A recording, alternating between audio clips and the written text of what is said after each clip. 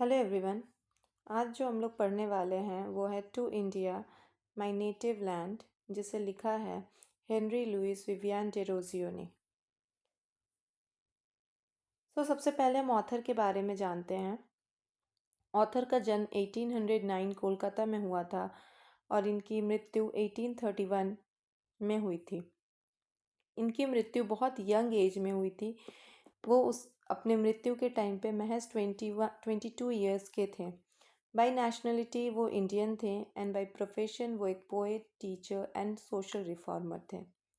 वो first Indian poet थे जिन्होंने इंग्लिश में लिखना स्टार्ट किया था और इनकी फेमस पोइट्री है to India my native land, जिसे हम पढ़ने वाले हैं। ये यंग बंगाल मूवमेंट के लीडर भी थे और इन्होंने काफ़ी सारे स्टूडेंट्स को इंस्पायर किया था to think freely and question traditions, क्योंकि हमारे इंडिया में बहुत सारे ट्रेडिशंस ऐसे हैं जो कि बेतुके हैं, जिसका कोई लॉजिक नहीं है। जस्ट बिकॉज हमारे एंसेस्टर्स उसे फॉलो करते आए हैं, इस वजह से हम भी फॉलो करते हैं। तो उन्होंने यंगस्टर्स को इंस्पायर किया था कि जो ट्रेडिशंस आपको बेतुके लगे, बेसलेस लगे, उस पर क्वेश्चन रेज करो, ना कि उसे फॉलो करो। और इनकी पोइट्रीज़ मोस्टली पैट्रियटिज्म शो करती थी, लव फॉर इंडिया शो करती थी और हमेशा इनकी पोइट्रीज़ ब्रिटिश रूल को क्रिटिसाइज़ किया करती थी। तो ये है ऑथर के बारे में। अब हम पोइट्री के एक्सप्लेनेशन पे जाते हैं। फर्स्ट लाइन जहाँ राइटर कहते हैं my country in the day of glory past, यहाँ पे राइटर इंडिया के पास्ट के बारे में बात करते हैं। जब ब्रिटिशर्स नहीं आए थे तब इंडिया कितनी ग्लोरियस हुआ करती थी, यहाँ पे लोग कितने खुश हुआ करते थे, यहाँ पे लोगों के पास पैसे थे, लोगों के पास खाने को खाना था, कपड़े थे, लोग बहुत अच्छी लाइफ जी रहे थे। क्योंकि जैसा हम जानते हैं हमारे इंडिया को पहले सोने की चिड़िया कहा जाता था। क्यों? क्योंकि हमारे यहाँ पे नेचर बहुत फेवर में रहता था, बस अभी भी है। तो यहाँ की मिट्टी बहुत फर्टाइल हुआ करती थी, यहाँ पे रॉ मटेरियल्स बहुत ज़्यादा थे, यहाँ के स्पाइसेस बहुत अच्छी थी, यहाँ के वेदर कंडीशंस बहुत अच्छे थे। तो लोग फार्मिंग ही करते थे लेकिन बहुत खुश थे, उनकी अपनी लाइफ बहुत अच्छी चल रही थी।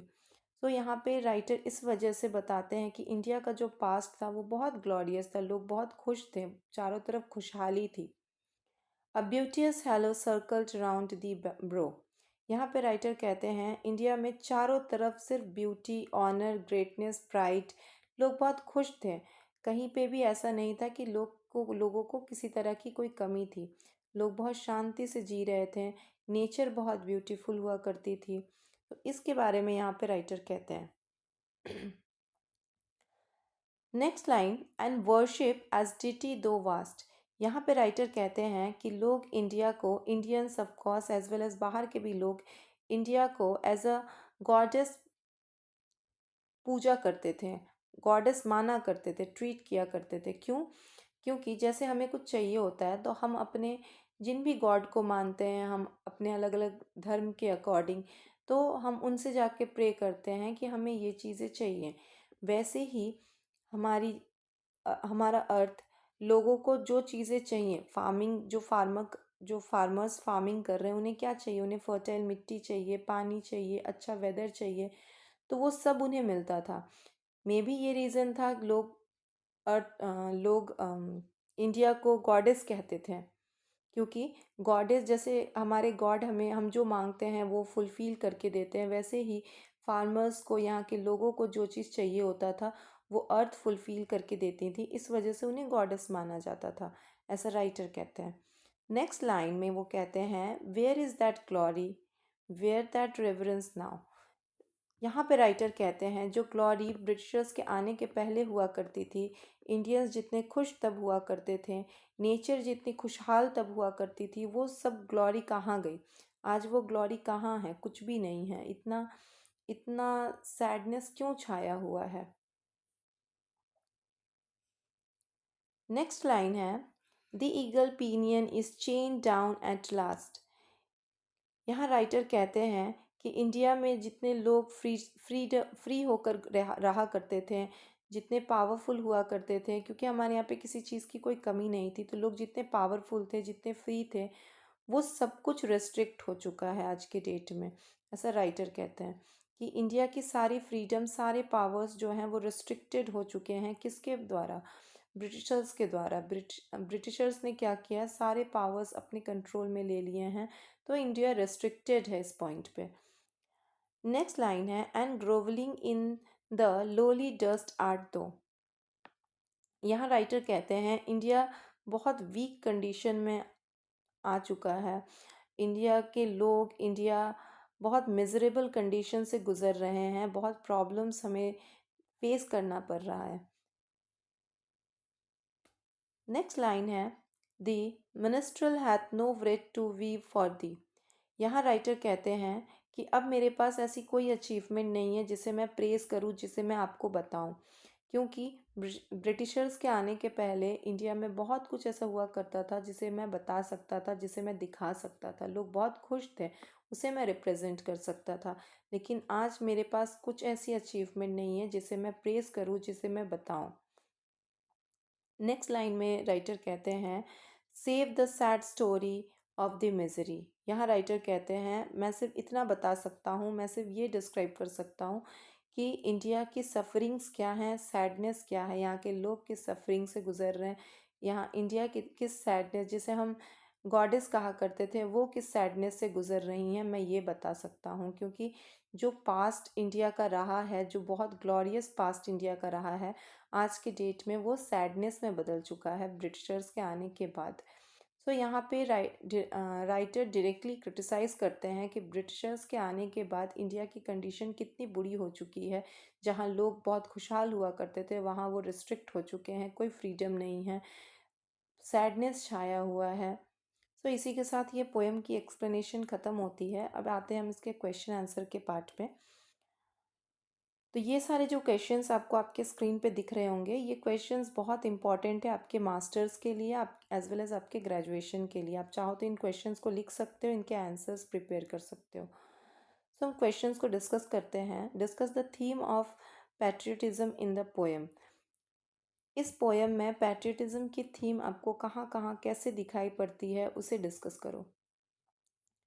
नेक्स्ट क्वेश्चन है, write a critical appreciation of the poem. इस पोएम की एक क्रिटिकल अप्रिसिएशन आपको लिखनी है। थर्ड क्वेश्चन है, discuss the tone of nostalgia and lamentation. इस पोइट्री में नॉस्टैल्जिया एंड लैमेंटेशन क्या दिखती है? तो सबसे पहले नॉस्टैल्जिया है, जो पास्ट इंडिया की जो ग्लोरी थी, वो नॉस्टैल्जिया है, वो पोइट के दिमाग में, दिल में बैठी हुई है।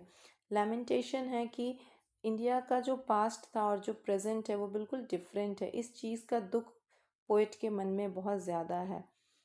क्वेश्चन नंबर 4 है, examine the use of imagery and poetic devices. इस पोइट्री में आपको क्या क्या इमेजेस दिखे हैं, क्या क्या पोइटिक डिवाइसेस दिख रही हैं, उसे आप एग्जामिन करो और लिखो।